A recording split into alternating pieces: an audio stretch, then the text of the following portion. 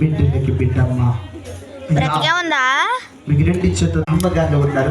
తల్లిదండ్రులు ఉన్నారు, కమ్మటి పెద్దలు ఉన్నారు, సంఘ పెద్దలు ఉన్నారు, చదువుకున్న వాళ్ళు ఉన్నారు. అందరికీ రెండు చేతులు నమస్కరించి నీ కష్టమైన గోస చూసి ఈ రాత్రి పూట నీకు ఎవరుగా ఉంటున్న తల్లి గారు పేరు బుద్ధి మీ బిడ్డ వీరి కాదు నా